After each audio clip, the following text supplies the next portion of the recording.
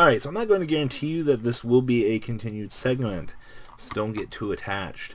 But if you guys remember, you guys probably don't remember, because most of you probably don't play Magic, but I actually want to make a comparison of Gitaxian Orb, if it exists in Yu-Gi-Oh! And I actually want to talk about Gitaxian Orb, my experiences with the card from Magic the Gathering, and whatnot. So first off, over here, my poor ass editing skills, I should have a picture of Gitaxian up.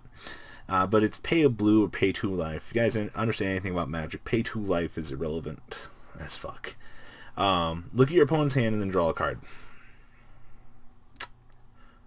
What? In any card game that you play, you should fundamentally understand that getting knowledge from your opponent on turn 1 and being able to filter a 1-for-1 scenario, just being able to draw a card, is ridiculous. And one of the things that Gitaxian did in Modern was gave you unfair knowledge of your opponent's hand. Gave you scenarios to play around, much like you could imagine what happened in Yugioh. There's not a lot to talk about. It allowed you to filter through your deck, 1 extra card, your 60 card deck after drawing 7 cards turn 1 and or mulligan, 54 cards, 53 down to 52 for free to get an additional combo piece, and knowledge from the opponent for 2 life is insane. Now, let's roll this card over to Yu-Gi-Oh! And talk about the way it would be made. So, I gave it the text, pay 500 life. Technically 500 life is the equivalent to paying 2 life in Magic. You get the ability to look at your opponent's hand and then draw a card. Now, and if you want to equivalent the mana system in Magic, you can add the text, discard a card, or pay 500 life. But for shits and giggles, I want to talk about the implications if this card actually existed in the game today. 500 life points turn 1 is a shit in the fucking bucket. To be completely honest with you guys, every player in the game would play 3 copies of this card. It's Upstart Goblin on crack. Now, looking at the opponent's hand, yes, we can't take notes. Unlike Magic the Gathering, where Magic has the ability to take notes. And honestly, if I get enough likes on this video, I might play some, or make some playtesting videos with the current meta and my friends playing 3 Gitaxian, just to kind of demonstrate the ability of this card. So if this video does produce a very large amount of likes, somewhere around 100, then we will sit down and we will play test Gitaxian. One of the things I wanted to do on this video, or on this channel at some point, was demonstrate the effects of cards that are made that should exist or shouldn't exist in this game. And one of the things that we've been missing from Yu-Gi-Oh! Was rather free knowledge at looking at the opponent's hand. Now, I'm going to make the argument here that this card could be a counter to Max C. And on the flip side of things, if you use your Gitaxian too early, you would be looking at your opponent's hand. So say if you hold your Gitaxian until the end of your combo, say your 3 cards in your hand are so godlike that you can produce your combo. Now, if you Gitaxian correctly, then you can gain the knowledge of how far your opponent can go. As Ethan was talking to me earlier before I made this video, you can Gitaxian your opponent and see if your opponent has an out to emptiness in their hand. If your opponent has the Twin Twister, play appropriately amongst it.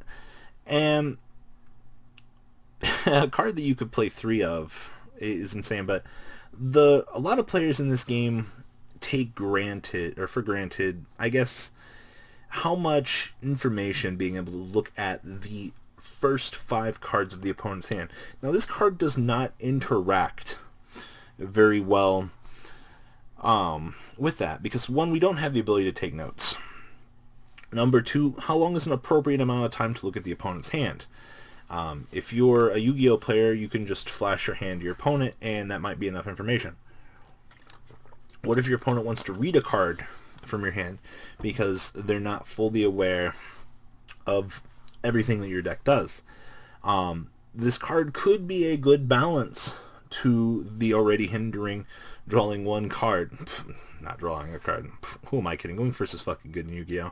This card would just make things even more imbalanced.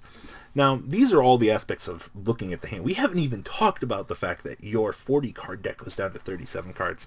Thank you, Patrick Hoban in the Upstart Theory. Now, Upstart's at 1 in the TCG. And, oh man, could you imagine if 3 of these rolled out? For the low cost of 500 life points. Man, I'm sitting at 7,500. What if my opponent kills me? Like, what if my opponent can break my already absurd fucking board turn 1? Like, could you imagine? Like, this is a card that got banned out of a format in Magic. Only imagine what the fuck this thing can do in Yu-Gi-Oh!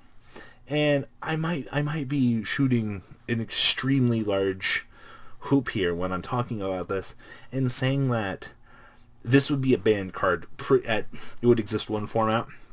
This card would have to go. This card's cost is low. I don't know what Magic was thinking when they released it. A beautiful comparison of the cost for Magic to Yu-Gi-Oh! Is just that 500 life points is cheap. This could have been a card that I could have seen them make in the beginning stages of the game. Could you imagine? Upstart's been around for a very long time.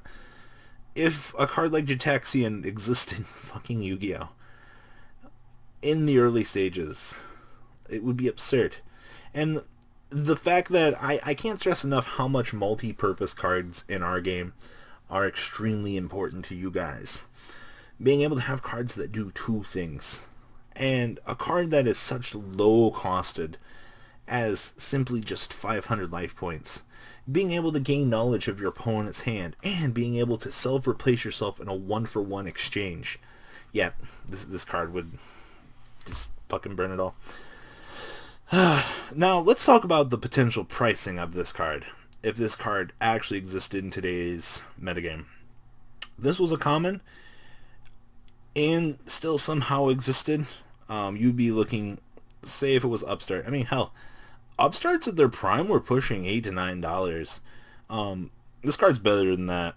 If this was a short print common, if it had no reprint, this thing would be $20 easy, if not 25.